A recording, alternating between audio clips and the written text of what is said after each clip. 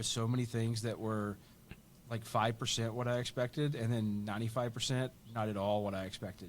Like it was like every day was like that for a while, and next thing you know, I mean, we're rolling and training and doing stuff, and some of the class, it was more classroom than I expected, and more stress in some ways than I expected. Not like stress like I can't handle this, but like just a constant IV drip of stress, Yeah. And it was I think it's very good for a good experience. It was a great experience, and made some friends that for life there, just in recruit training, and then graduated, earned my Eagle Globe and Anchor. We were like the second company to do the Crucible. It was the very beginning of the Crucible. They started doing their recruit training, and cried my eyes out while what's his name, Lee Greenwood, singing the America song, and I get handed my Eagle Globe and Anchor by my drill instructor. He's crying his eyes out. This freaking hardest man I thought I've ever met in my life, is crying, and I'm crying, and everybody around me's crying, and I get to hold my Eagle Globe and Anchor that I earned for the first time, and a very, very proud moment. And then you go home for like 10 days leave, and you think you're relaxed when you're standing there at parade rest. Like this is how you like. I am relaxed, but all like statues, and yeah. So that's how I kind of got out of Greensboro, and then like a dumbass, I would go home, on weekends and drive like 3-4 hours to go back, and when I finally stopped that's when I started really changing. And I guess we'll get to that later on. Yeah, it's funny you talk about that because I was stationed really close to home. I was about 45 minutes, and I still tried to maintain those friendships too. And it was really tough to see everyone be the same, and you've grown so much in that same period of time. And just, I remember being reflective on that. Like, I don't have anything in common with these people, especially after you deploy and you've been somewhere and they've been to community college. It was really tough to find relations. Not that there's anything wrong with that. It's just a different perspective, and I can't help it. Yeah. Yeah, you put on 10 years in that 1 year versus them who've put on a year, and it's kind of goes like that. Surprised you don't have more gray in the beard too, by the way. Oh man, it's all in my head. Oh, there it is. Yeah, like it. So obviously you're out there, Paris Island. We're probably stationed pretty much close there. I'm assuming. I don't know, but I got sent to Camp Lejeune, North Carolina. Okay, my first unit. Yeah, after going pretty through close. School of Infantry and all that.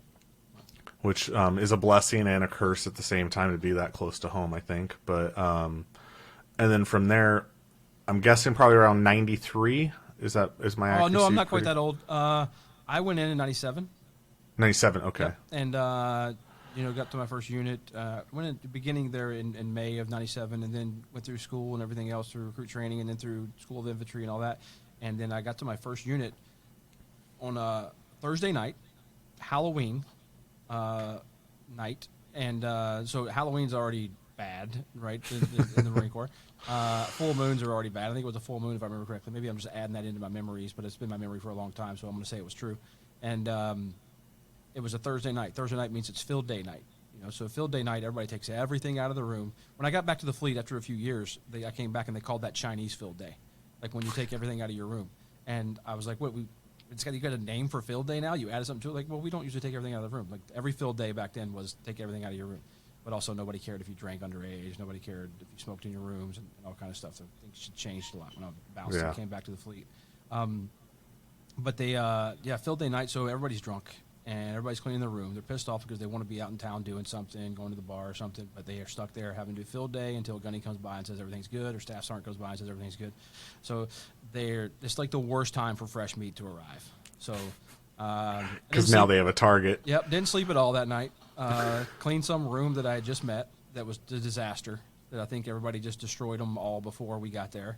And or dumped all their dustpans and everything in there, like just to make our lives miserable. So didn't sleep at all that first night, and it was fun. Got really sweaty lots of times.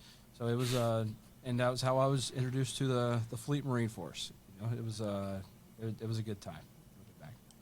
So then 97-ish. I'm assuming at some point you did you deploy at all before September 11th, or was that all just time? Yeah, I did a med float.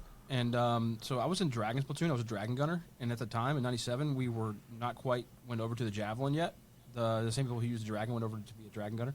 So if you go to a line company, you're going to use the shoulder-fired multipurpose assault weapon, the small, right? Yeah. If you go to a weapons company, you would use the Dragon at the time. Now you'd be a Javelin gunner. So at the time, the Dragon missile was a super old. The missile that I shot it in like I think Tunisia, Africa, or Sardinia. I can't remember, but I shot a Dragon missile, the only one I ever shot. It was 6 years older than me. And yeah, so it's a really really old weapon. It takes I think like 12 seconds to go 1,100 meters. The max effective is 1,000, but you can, if you've got it tracking right, it's got 42 rocket motors. If that last motor burns and you're tracking right, like it can travel a little bit further. So like my hit was at like 1,100, so a little bit past the max effective range. Wow. And we'd always try to stretch that because it's a Dragon and it's so slow. It's like it takes forever to travel that distance. It's not fast like tows and some other stuff. It's wire guided, which was, because of its speed and everything is why they were trying to phase it out. The Javelin is like the space shuttle replacing the Wright brothers Saturn V. airplane. Yeah. Like, Oh, the right. Wow. Yeah, for the Javelin. that much more. The Javelin's it's super garbage. Like the night sight, the thermals, the everything, the back blast. Like it's some extremely superior weapon. Yeah. So since our missile was so obsolete, everybody loved it for recon, for LPOPs, for listening posts and observation posts, because even though our night sight would go, it would make noise, and you'd have to have coolants in it and batteries to keep it cool and keep it running. It was the only thermal imaging device in the infantry in the Marine Corps. Wow. So it was everybody always wanted it on LPOPs to see what's going on and stuff, and it was so. And That's they're heavy. nuts. So In you gotta have- '97, Yep. it was that bad. So you gotta have tons of batteries and coolants. And each one of those costs weigh 2.5 pounds. It costs 2.5 pounds on your body when you're hiking it because it's everything about this missile is heavy. So anyway, making a long story short, since our missile sucks, my platoon got assigned this awesome staff sergeant who was a complete dick all the time, man, like constantly, and he had just got off the drill field. And but he wasn't one of those guys who like holds onto that drill field all the time, like drill instructor. Like that's the best thing they'll ever do in their career, because he would go on to do much bigger things in his career. And we all knew he was awesome, even though we hated him, but we loved him at the same time. Yeah. He ended up retiring as Chief 1 Officer 5 gunner, and there's very few gunners in the Marine Corps. It's one of the most prestigious billets to have in the Marine Corps titles. But he got assigned to us just because he was just this rock star in patrolling and infantry in so many ways. And I got so lucky to have him as a platoon sergeant. His name is Gunnar Bernardchek. And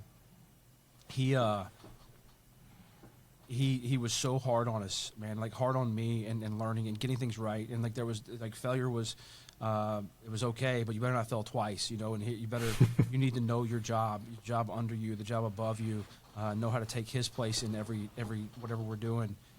And so he made a lot of us, like I was a private, then a PFC, then a lance corporal, and his whole idea was to make us all like mini generals, so we could all call for fire, we could all medevac, we could all do like everything that most of the time a lance corporal or even corporals don't know how to do.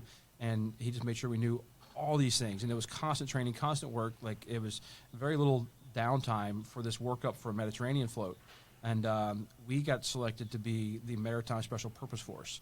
So we went out to Special Operations Training Group and spent 2 months on a range by ourselves with this guy named Scotty, who was one of the biggest influences on my shooting curriculum, training, mindset, and training of anybody else in the Marine Corps. And this is my first year in the Marine Corps still.